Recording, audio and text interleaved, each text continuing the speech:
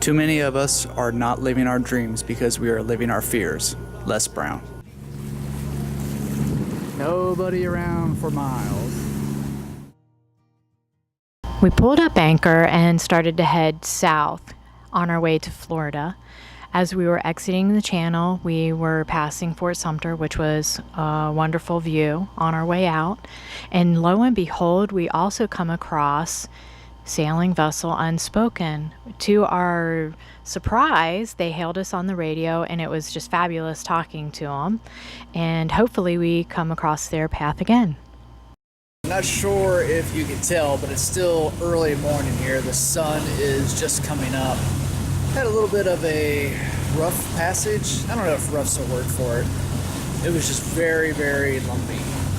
We came out of Charleston Harbor, made our right turn south, and the winds were basically right where we wanted to go the entire time. So we were beating into the winds, tacking up and down, and the waves were not huge. Maybe a meter, every once in a while you'd have a 2 meter or higher wave. But the period was just so fast. I mean, it was constant. It was like every second or 2 seconds we were going up and down a wave. It was ridiculous. And then, so finally, I guess sometime in the early morning, like 2 or 3 o'clock in the morning, it did start smoothing out a little bit, which made the ride so much better. The wind's still in our face, which kind of blows. We've been motoring almost the entire time down to Hilton Head. Still haven't made it there yet. Right now we're running about 6 hours behind schedule. So we haven't even been able to make 5 knots towards our end point. It's ridiculous. But the good thing is it's kind of neat. So I don't know if this is going to show up on the camera, but I'll try to show you. We have the sun coming up, and then we have the moon, Mars, and Saturn all out.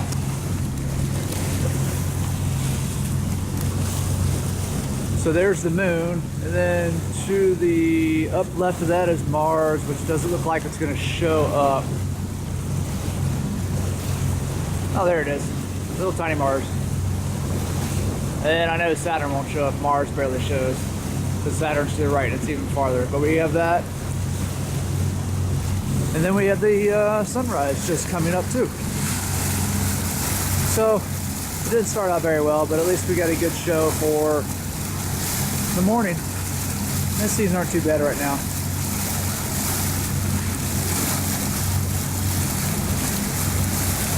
Unfortunately, while at Hilton Head, we didn't get any video. We spent all our time with Teddy J, who hosts the podcast Sail Loot. If you get a chance, check it out.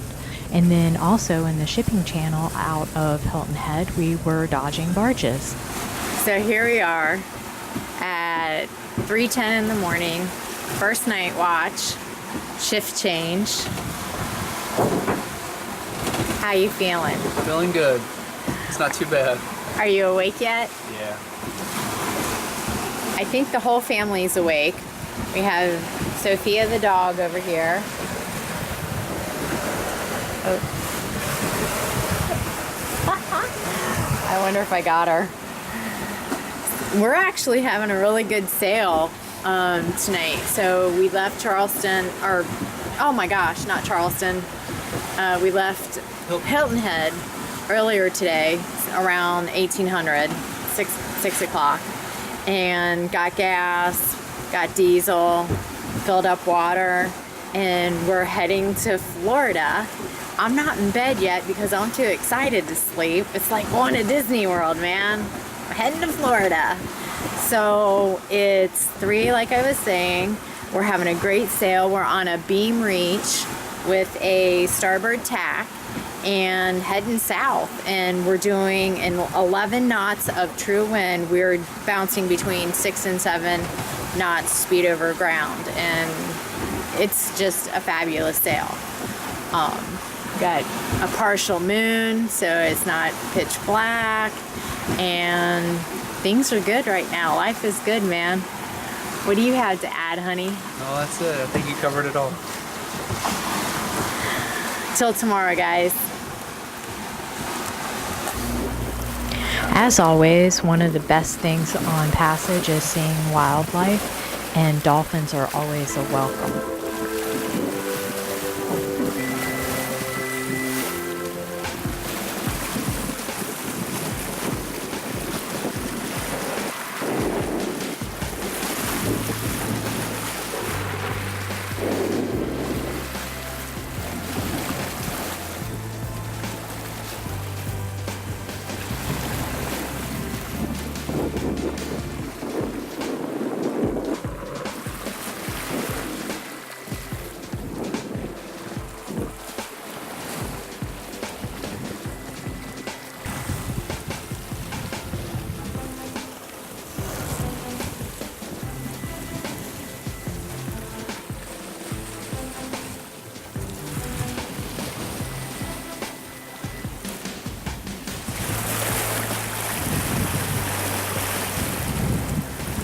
All right, so we are just east of Jacksonville, Florida, out in the middle of the Atlantic. I think we're about 20, 30 odd miles out in the ocean. And it's kind of neat because you can't see anything, any land, and really there hasn't been any boat traffic here today either. So thought I'd give you guys a 360 panoramic view.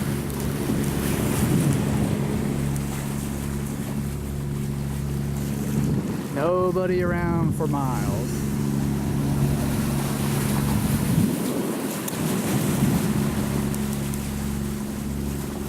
So we are on day 2, and I'm on my second night watch. It is 5:44 in the morning, and I normally get the sunsets and not the sunrises. David's been getting the sunrises, but this morning he didn't go down this last watch until like 4, so I have the 4 to 7 shift. We've been consistently doing a 5 to 6 knots, which is pretty good because I'm only getting 8 to 10 knots of wind. We do have the port engine running. We've been alternating between the port and starboard. Yesterday was a fantastic sail.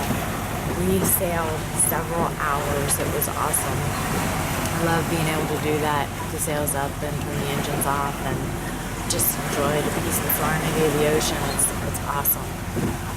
But we do have the Genoa out, and it's on a starboard tack, a beam reach. haven't really had a tack all night, so that's kind of nice. However, a couple of things that we experienced yesterday. The day before, David realized that the out haul had broke.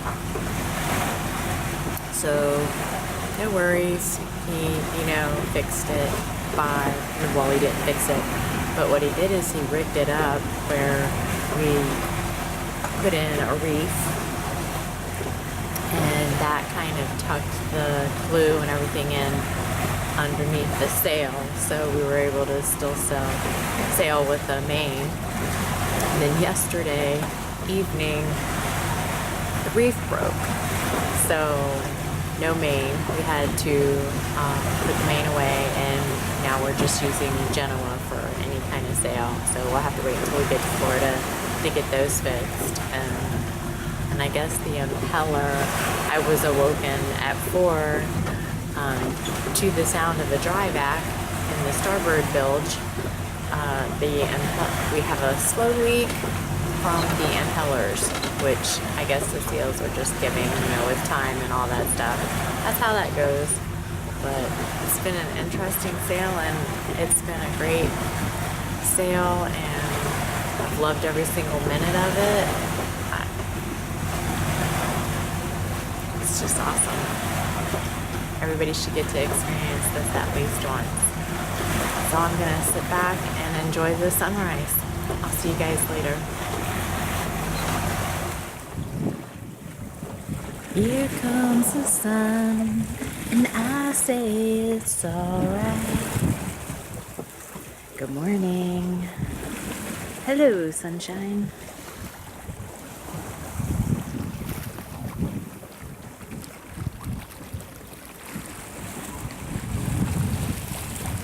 Alright, so it is passage day 3, I think. Usually the first couple days of the passage, it is kind of routine. You're trying to get into the routine.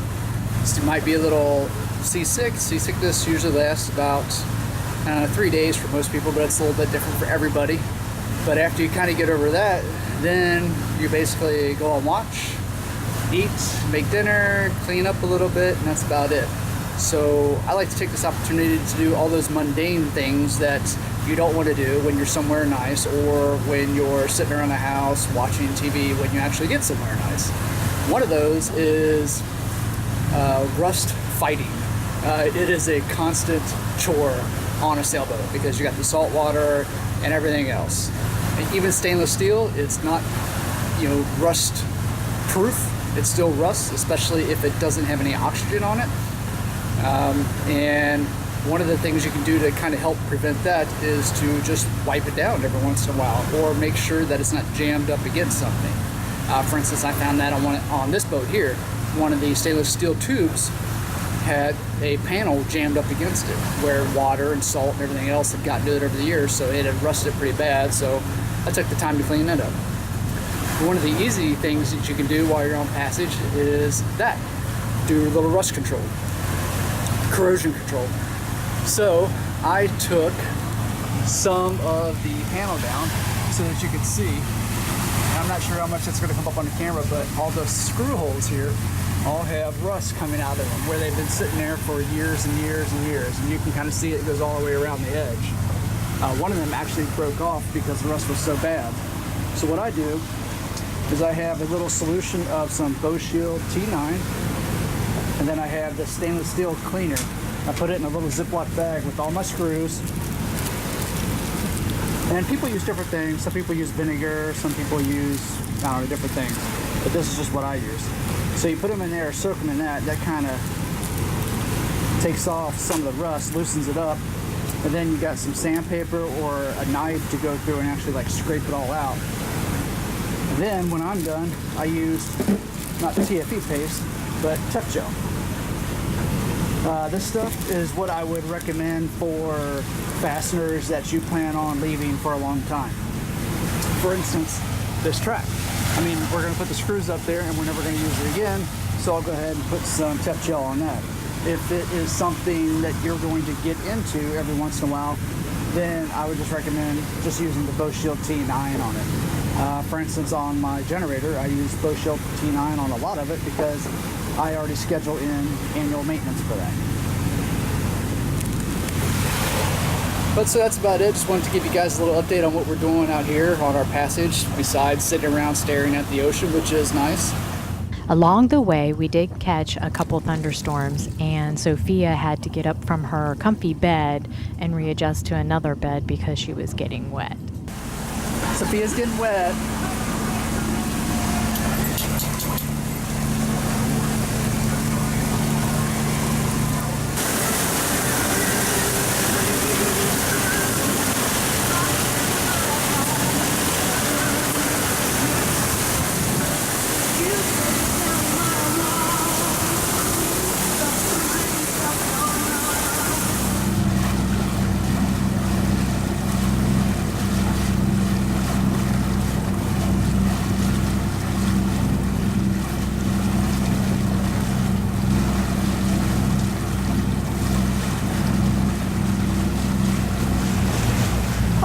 Smokes, this girl is tired. So David just woke me up for my morning shift. It's 3:17 in the morning, and he said we're about 3.5 hours away from the inlet of Fort Pierce, which takes us to our new home in Nettles Marina. Oh man, I can't wait to get there and get a whole night's sleep and a nice shower, and I don't know, I might be babbling. I'm a little tired. We are fully motoring now, but we're doing about 5 knots and heading south. And yeah, I'll update you later when I'm more awake. Bye guys.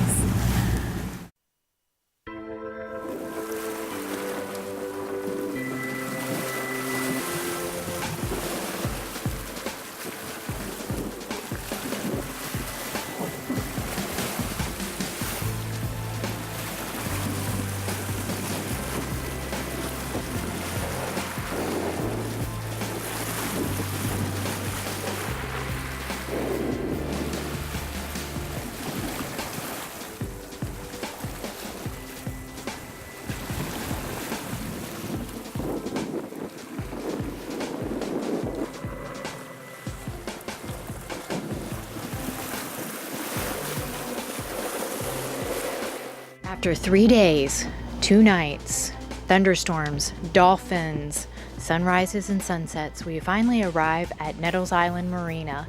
This is where we're going to be for the next few months while we prepare to go to school, get our captain's license, and then in January of 2019 set sail for around the Caribbean and around the world. Stay tuned, please subscribe, please hit like, and join us at the next episode. Till then, we'll see you.